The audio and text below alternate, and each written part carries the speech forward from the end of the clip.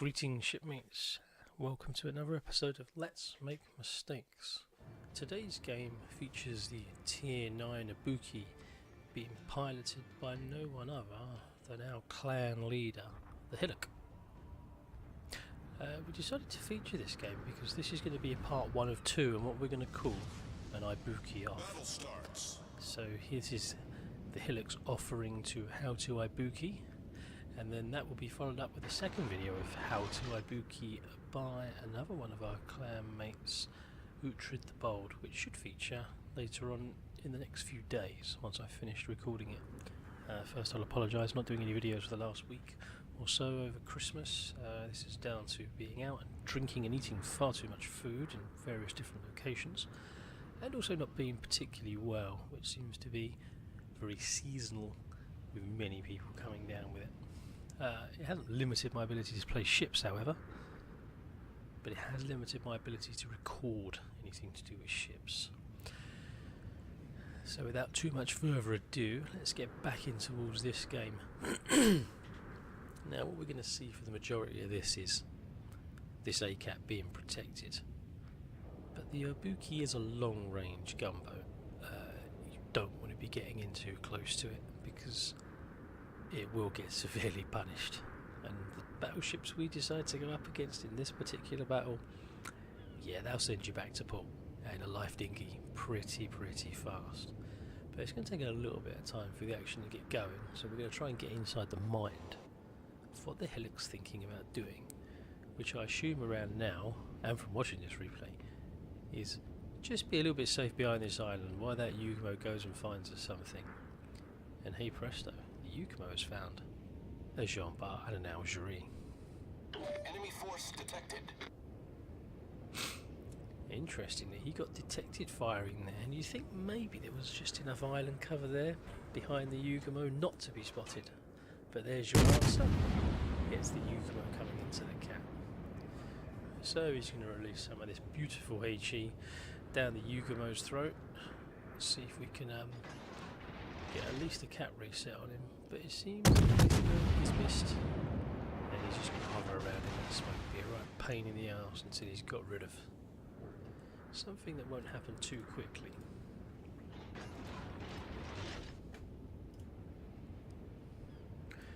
So he's just moving his way across here just to change the angle of this a little bit. Let's see if we can get a slightly better position to try and get some fire down on these ships. Musashi's there now. Algerie's popping his way up. That's not going to deter our plucky hero, no, why would it? Okay, he's reloaded to AP, we've got a full broadside Algerie there, weapons away. Any other day of the week this could have been a severe spanking. Today, not so much. And that's actually our first damage recording on the board so far. 7 hits, 3,431 damage. Not really the kind of start we're looking for. And in return for that, he's taken a fair spanking himself of 11k, so not an ideal trade. So we need to start moving this boat back into a very different direction now. This is not where you want to be playing right now. So how are we doing on the doing Ibuki front? Well, we're not doing too bad at the moment, to be honest. We're still alive, which is encouraging. We are seemingly taking the alpha cap now. No one's lost any ships yet, which is pretty impressive 4 minutes into a game, because the norm at the moment does seem to be to get your ships deleted as fast as is humanly possible. Very frustratingly, a dead ship is not contributing anything to a game anymore. Certainly not this early in the game. If there's been no trade-off, then it's not really worth it. Oh, and there we go. We've had that first trade's already happened over there. The Indianapolis has taken a Fletcher, and the Fletcher has taken a Jutland. So we are down 1 destroyer, they're down 1 destroyer as well, with 1 cap each. The game timer at the moment shows a measly 10 seconds difference. But as we are playing the Ibuki, he's playing at range, got a good set of predictive torpedoes going out down there to roughly where we thought the Algerie might be. Boat. using those well-known hacks of WASD just to keep those guns turning, keep the boat moving, and keep the orientation unpredictable, making it hard for those massive salvos to hit, unlike what just happened there. So a hill's been popped, the Algery's still firing off as he's turning and manoeuvring away, trying to keep that Musashi away from hitting any critical systems. Now he's managed to go undetected now, so he's going to try and reposition a little bit further up the map, get a little bit more distance before he brings those 203mm guns back round to rain down some more chaos on somebody else. Now he's in the top corner, so that fire is still ticking on that Musashi and the damage is slowly racking up. The boat's still alive, we're undetected, but we are starting to lose the Alpha cap now, and they're using Charlie. Another set of the torpedoes going out, always worth a go. I think he's running the mod 2s on here, so he's got a 10km range. So if that Algery does decide he's going to keep pushing up, then there's a chance he might collect one. Time will tell. Concentrate fire on the enemy warship. At the moment, with that luck of DD over there trying to use those bailed and gone over to B, he's going to have to do a bit of this work himself. So he's decided to gamble. The Algery's turning away. There goes his torpedo tubes, which aren't much use to that range. There's that Musashi. And unfortunately there's that torpedo bug on the replays as well, where it goes a bit jittery.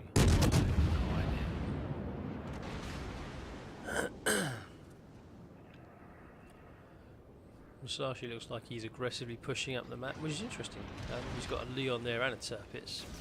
2 battleships there, which, to be honest, if his guns hit, they're going to remove quite comfortably from the game anyway. But again, we're deploying the WASD hacks, not to give the Musashi too much to look at. You can see those AP shells are airborne, and lucky for him, we have splashdown. Also appears Yamamoto's on board by the red tracer shells as well, although the chances for him to activate those, unless he got that first blood, which I don't believe he did, are limited. Now he's just got to make sure he doesn't create enough damage to use anything else. Torpedoes looking good. So he's most undetected. Now interesting decision is to fire early, because he probably hasn't seen the torpedoes yet, but a fire may have forced him to damage con early. But now he absolutely has, because he had a flood going on there. But the damage is still ticking. And stopped. Okay, so we are fully onto HE now. We want to get the fires on him now, preferably 2, maybe 3 fires if we can. Take a lot more health off of him. We know he's damage conned. He's very, very advanced up the map. I mean, this is a borderline battleship yo-yo. He's heading to our spawn. But he's heading to the spawn alone. He's not got any support with him. So really, he's just going to be a pinata defensively on this Tirpitz. And of course, Mr. Hillocks here. Interestingly, you'll notice the range is closing significantly as he's going bow in, because this Musashi, up until now, doesn't seem to be considered the biggest threat. He's concentrating on the surface, just off to our port side. And now we can see those guns turning towards us. Where are they for us over the Tirpitz? Secondaries are on us.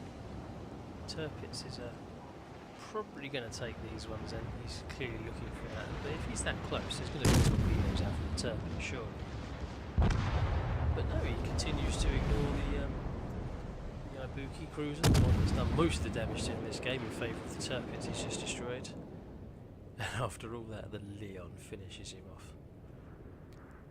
But it's still a dead Musashi. Thank you very much.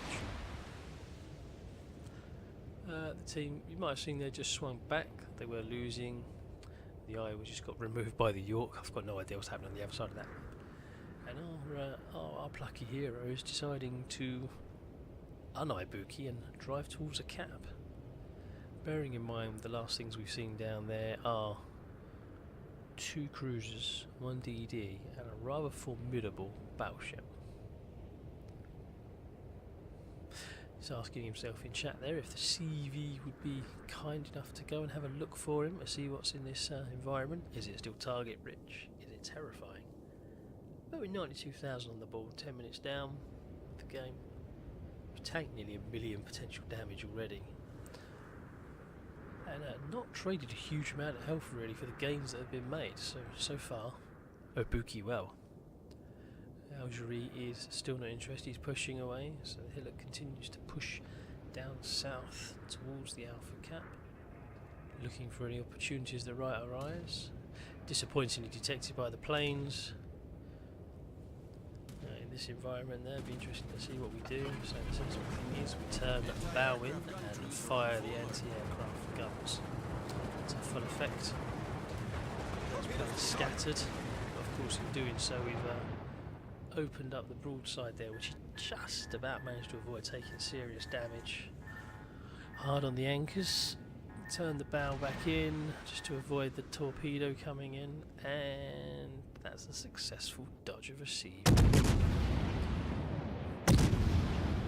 Now he decides to open fire on the Jean Bart, a risky manoeuvre, but his guns are facing forward, and in doing so he didn't get detected earlier, so that island cover was enough. So we know the DD is probably not lurking too closely to the cap either, or he's sitting in that rather conspicuous smoke cloud over there, which is probably more likely. But a decorum of common sense needs to apply now. The team is winning. How Ibuki'd want to be. We're going to keep moving forwards, that's what we're going to do. Keep moving forwards. But again, the range down to 10 kilometres now is risky. And the range has just popped up over his shoulder as well. Some AP just gone wide there, and the Jean Bart is turning in. And that's going to be enough to make anyone feel their underpants. Thinking the spot's disappeared, he's hit the spotter plane to go up, and just as he launched the spotter plane, the spot was recovered on the Jean Bart, although I'm not sure from where. Probably those fighters hovering around D4, as a rough guess. So we're going to do some preemptive torpedoing again. He's got the hammer down, get the boat turned away. He's detected. Volleyed out behind from the Leon. AP shells are incoming, but we are already turning hard away. And praying that's not going to be a citadel through the backside. It's a significant amount of smanking, that is, which is one of the reasons we don't want to be too close in the Ibuki'd. The Jean Bart is a pretty formidable battleship.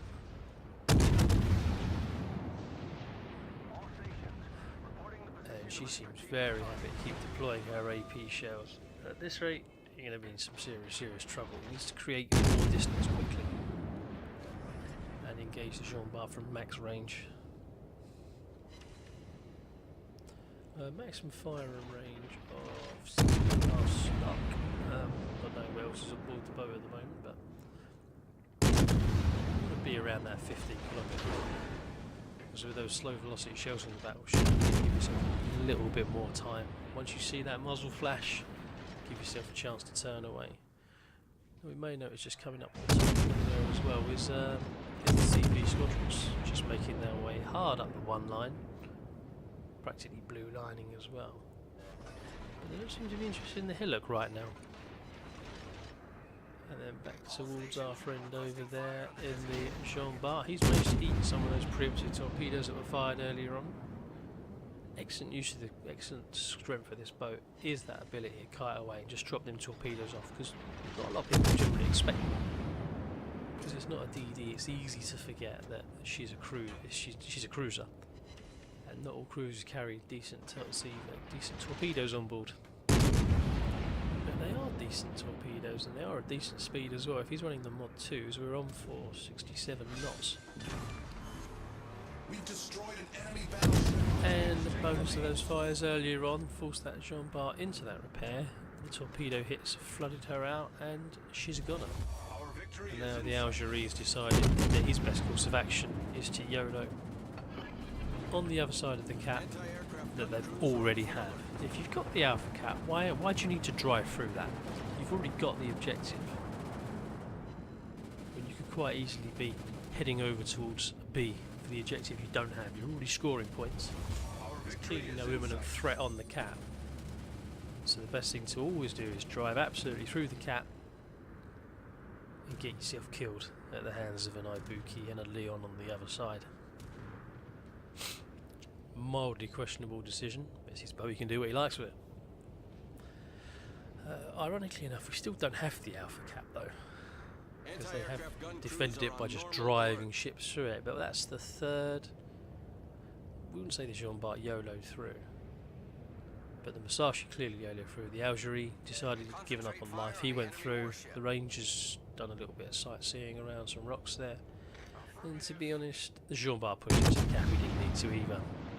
Again, knowing that Bravo and Charlie were the ones they needed to concentrate on, they already had Alpha. They all carried on coming through, making our ability to Ibuki'd pretty well, to be honest. There's not going to be a lot of action left in this game now. Just keep putting fire down on this Ranger.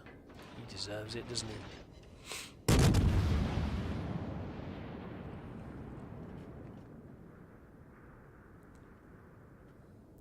And keep moving towards the cap. There's no imminent threat upon the ship. Just try and get some fires on the Ranger. Force him to either use his damage con and start another fire, or stop him from being able to take planes off. Depending on what skills the captain is running. So there's a fire.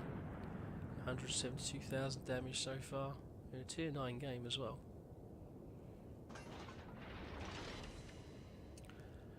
Fire. There's the high caliber achievement to join the accolade list as well. I do believe that was alongside Witherer as well, and Confederate. Interestingly enough though, I mean, with a little bit more luck there'd have been a few more kills on the board. Enemy aircraft carrier destroyed. But that is his second confirmed kill in the game, with a significant amount of damage. The only question here you'd have is about, was that a Maggie looking? He didn't seem to fire. I did see the detection indicator come up. But that brought that one to an end. So 180,000 damage, 2 confirmed kills, 25,500 base XP. Interesting, look at that, all those fires. 57,000, 75,000 damage was done in fires alone and floodings. 57 fires, 17 on the floodings. And then obviously we'll see the top of the leaderboard. And then we'll be closing in on the end. And we'll see the next part later on. I have been Captain Bravadoh commentating on the Hillocks Ibuki'd video, how to Ibuki'd. And until we sync again, please do like and subscribe to the channel. Bravadoh out.